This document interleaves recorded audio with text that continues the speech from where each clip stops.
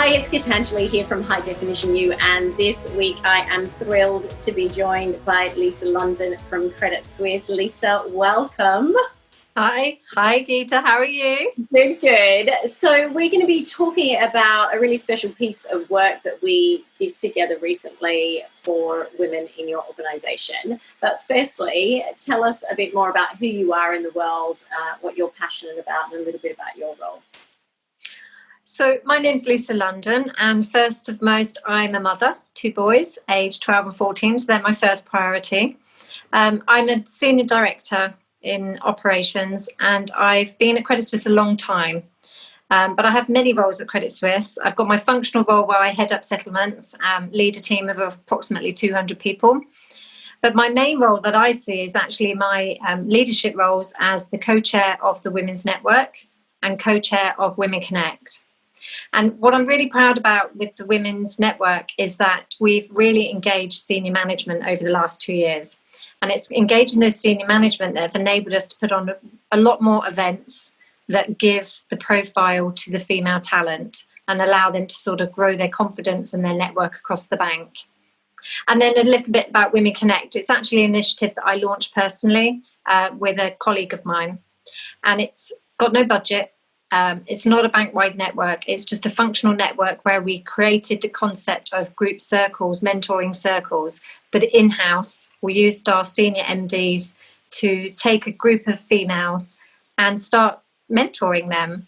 And we just had an open agenda and it grew from there. We're now actually over 900 people in the network, over 9 locations. And now we've started to grow across the firms. We actually have a true brand called Women Connect. And I'm really proud because we did win the Women in Banking Finance Award back a couple of years ago for team diversity. And it was well deserved because, I mean, it's really been a passion project for you since, and we've known each other for many years, but it really has evolved for you and turned into, as you say, a brand. Let's go back to when we first started having conversations about how I might come in and do some work, and what were the challenges that you could see that women were facing, and then what did that mean for the business in terms of the challenges that they were facing? Well, what really frustrated me was I'm well networked across Credit Suisse, having been there for many, many years. I've been through maternities and I've been promoted through the ranks. And I know that I helped myself along the way. And I know there were sponsors that also helped me along the way. And I got frustrated when I saw peers who I thought were peers not progressing in their careers, not getting the deserved promotion. And many females that I met, I would see them have a coffee, whatever, they didn't think they were good enough. And I knew they were. And that's what frustrated me. And I think that's where I grew Women Connect. And then obviously we had a conversation when we met during some internal leadership courses. And it was like, what can we do? This is my passion. I really want to get these females promoted. I want to raise their voices. I want to get more sponsors to recognise them. So I kind of think that's where it came from, is that you and I had a connection on a very similar agenda. Well and truly. And what were some of the implications of that? And you may continue to see them now in the business. So that was what we wanted for the women. But what did that mean for the business, that they weren't getting promoted or that they didn't have a voice? I think we just saw really good people not making the impact that they could, and they became useful. And we talk a lot about that in the circles, didn't we? About people saying, okay, I want to raise my profile. So the manager gives them more work to do just to make them useful. And it's like, no, actually, I want to progress my career here. I want to have an impact. And I think some of the females just became useful because that's what they felt their role was. And, some managers like useful people because they can give them more work. And maybe they didn't invest enough time. Also, maybe the females didn't raise their hand and maybe they didn't give the impression that they wanted it. So the manager made the assumption for them. And in many cases across the network, I believe that happened. And I mean, that's not a new conversation that we've had around it, that's for sure. And there are lots of initiatives, I know, at Credit Suisse and at many other corporations as well. What was it that you felt like I could bring? What was it that made you think of me in terms of what I could bring to the table? I attended your courses. That's how I met you. So I signed up for a course at Credit Suisse and I attended your course, and you taught me some really good techniques, and you reminded me of bad habits that I might have, or examples of myself where I didn't push myself forward. And it really resonated with me, and I really enjoyed your class. And I thought, I really want to get this for other people. So I kind of used my network and my position in the Women's Network and Women Connect to lobby for the funding to sort of give the right people that opportunity to join those, coaching and courses. Mm. So that, yeah, it was, and I knew that I'd have fun with you. And fun as well, always fun. And as you were going through that process, was there any resistance that showed up? It was an investment that the bank had to make. Was there anything that stopped you or them from saying yes straight away? No, I think management, really, I'm so glad that somebody's taking a lead here. We've definitely got an agenda that we want to push, and it was just trying to come up with ideas on how to do it. I would guess that the only resistance at the time, and in my mind as well, was we haven't got enough budget to do everybody. And, I like to be inclusive. So how did we select the individuals? And that was the only sort of sticking point, was we can't do it for everybody. We're going to have to start small, and we're going to have to make some choices. But we worked through that. But absolutely, everybody was really supportive. I think they just need people like you and I who drive it and get the job done. Yeah, and I remember those initial conversations about how many women can we help. And do you remember it was originally meant to be 6?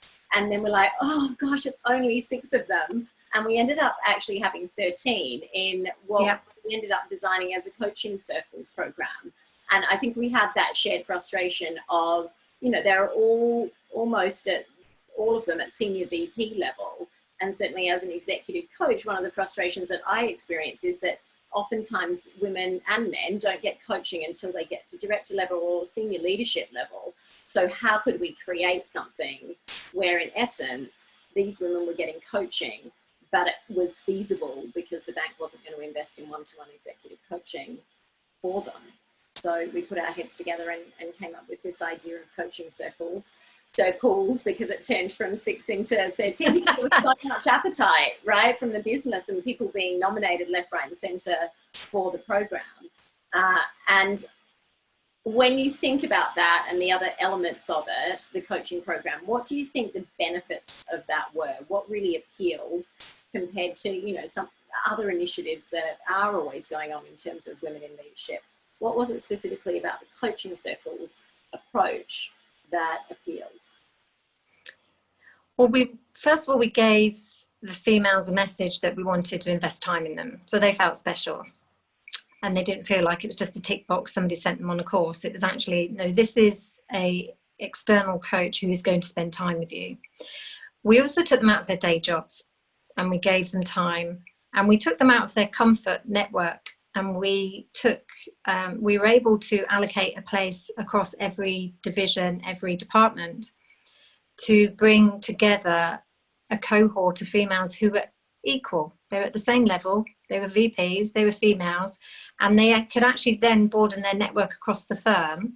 But they quickly shared their stories and felt comfortable with each other. And I think it was because it wasn't people they worked directly with, so they didn't feel so like they were being judged.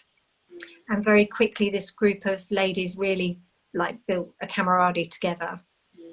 And I think it was taking it out. And one of the key points as well is that we didn't go to the manager for feedback.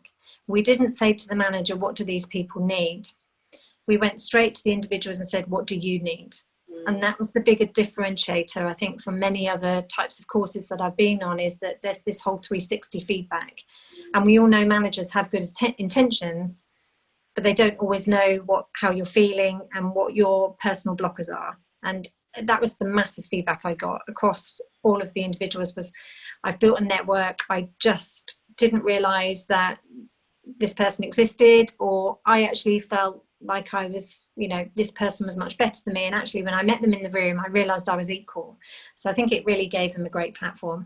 And I know they're still in touch today. So, which is such a powerful outcome for me. And, part of the program that I designed was well and truly that it would continue on without me.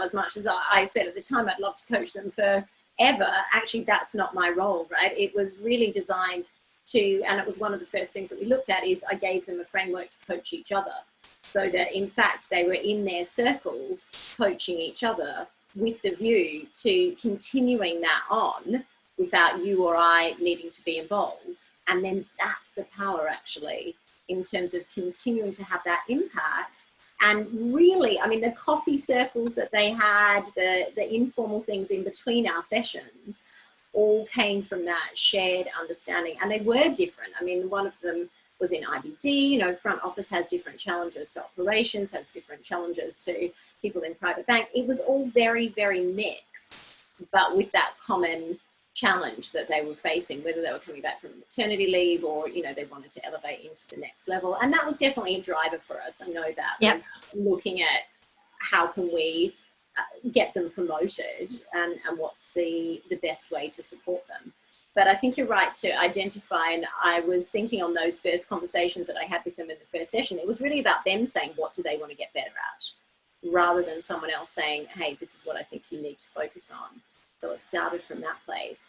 And when you think about kind of those results, you know, how did you know actually that the coaching circles was working? What results did you start to see for the women and then for the business? Well, we gave them opportunities to present up to, like, you know, the senior board, and they did a great job. I mean, they honestly, their presentation was phenomenal, and they were just, I was really inspired by them and the feedback that they brought out. And individually, they did reach out and give feedback. But we've seen a really good promotion success rate. Across the team, I would say that, you know, at least 80% have been promoted to director, operating very well within their new peer group. And the others that aren't are either in the running this year or for whatever circumstance they left the bank. But I do know one of the individuals who was part of the cohort now works for me. I changed roles, and I see her techniques coming in. She mentors me sometimes. Like, I'll be having a one-to-one with her, and she'll start asking me questions about how I am or things that are going on. And I think, aha, I can see some Geeta in you. But I appreciate it as well, because I think you need to manage upwards as well as be managed. That's really nice. And I think that's wonderful when that's the whole idea, is then they can actually start coaching, or as you say, mentoring those around them, and certainly mentoring and coaching upwards. And that was definitely something that you were brilliant at in terms of the support from an organizational level, because there's times wherein I can be asked to come in and work with a group of women in leadership, you know, whether it's to get them promoted or increase productivity or engagement, but actually what's the organizational structure around that? And you were really successful at getting mentors to actually pair up with each of them to support the coaching circles program that we were doing. And then in addition to that, you got sponsorship from some really high profile people in the business to launch it, and then to do a closing event where they could share their successes. Yeah, I think that's really important, Geeta, because if you've got the senior sponsorship, you end up with better manager sponsorship, because obviously some managers are really supportive. They want their staff to do well. Others are thinking, gosh, they're out for the day, I've got to cover their work. But I think as soon as you've got senior sponsorship who are engaged and they're attending events with, you know, the UK CEO, for example, then the manager is going to sit up and listen and go, actually, this is important, and their success is my success. So there's something in there for the manager. And that definitely worked. And the mentor program, we assigned a female MD to each of the individuals, but from a different division to where they worked. And most of them still have that mentor relationship. It's not so formal now, but some of them carried on. A couple very formally, because they helped them through the promotion process. But actually the mentors enjoyed it as well, because it gave them an insight to a broader cohort, what the feedback was, and a connection within another department. So that definitely worked very well. And when I think about those results, you know, there's always the intangible, isn't there? And I could see that through the course of the program, where they're able to feel more focused and calm and confident, and, you know, the decision making starts to become of a higher quality. But then the tangible results of 80% getting promoted to director level, what was it, do you think, about the way that I worked that was able to allow those results? I think, you know, I mentioned at the start, fun. I think they can relate to you. It's very personal, and they enjoyed the sessions. They didn't feel pressure, but you have a way of challenging them and making them sort of be honest with themselves, look in the mirror, and start to open up about what's holding them back. And obviously some really good techniques on how to take that forward. But I think you didn't let anybody shy away. Eventually, each person found what it was that they really wanted to focus on. And then you followed up with them. I remember the postcards you sent to them saying, hey, you said you were going to do something. I'm reminding you, but very personally, so that it wasn't, in front of everybody else. It's just gaining that contact to say, did you do what you said you were going to do? Because if you don't, you're just really letting yourself down, but saying it in a very nice way. And a lot of them contacted me when they received that to say, yeah, it did keep me on my toes, and I did follow up with what I needed to do. It's very easy to walk away, isn't it, after a session and forget and get stuck into your day job. And that's where we need to really make sure that they do benefit and they do follow through on the things that are going to really make a difference. That level of accountability, I mean, that was definitely a focus for us, to have them accountable to each other. But obviously, as an executive coach, that's, one of the key roles is to hold people accountable and hold their feet to the fire, if you will, in a loving way, in a fun way, of course, always. What really surprised you or delighted you about the Coaching Circles program, Lisa? Well, it was the first of its kind. A lot of training events are either random, so people can just sign up and you're with a random selection of people, or they're very targeted to a division and it's a program that's done within a division. This was the first of its kind to go cross-divisional with a very specific agenda and targeted audience. So that was exciting. And I was very pleased to be part of that. I still feel a very good connection with those individuals who have progressed through those coaching circles.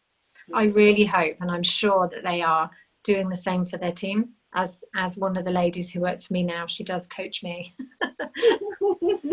The ripple effect, that's all I can hope for. Absolutely. Journey to impacting 1 billion lives, the ripple effect that those 13 will have. So, I mean, really, we were pioneers, is what I'm hearing you say. Yes. I think so.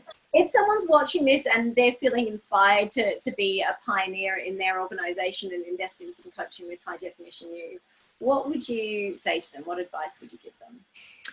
Find a senior sponsor who is genuinely interested in what you want to achieve. I think the senior sponsorship makes a really big difference to the funding, to the selection process, and then also the management support. And it's the senior sponsor who is going to get you the sort of profile of the program and invite you into then the follow-ups, the meetings, get the right people in the room to really support the individuals. Without that senior sponsorship, you just might not get the support to really follow through. Good advice. But they've got to be genuine. Some people sign up because they want their name on something. You need to find that person who really believes in the agenda. And that's the passion that I have seen in you from the very, very beginning, Lisa. So it's easy to influence other people when you have that level of passion that you do. And I know that that's something that people continue to benefit from within Credit Suisse, and I'm sure outside of it as well. Thank you. I mean, I did use my role as the co-chair of the Women's Network for those senior sponsors, the 2 senior sponsors, to really take, a part in the program. So I was able to leverage that position, but I knew they were genuine. So, and we all could work together, and they gave me whatever I needed to make the program successful. So that's really important. They were incredibly generous with their time and with their advice and openness to connect with the women in between our sessions, to really give them that inside information for what's going on the ground, right? It's been a long time since I've been in that environment to know exactly what's going on. So that was definitely a huge benefit. And then obviously all of the coaching and everything else that created this wonderful group that I'm thrilled to hear have done so well. So thank you so much for sharing your story with us today. And I'm thrilled to see that you're winning the awards that are well deserved for the amount of passion and change that you're trying to create for women in leadership, not just at Credit Suisse, but really across the industry. Thank you, Gita, and yourself. And I look forward to our next meeting. Indeed, in person.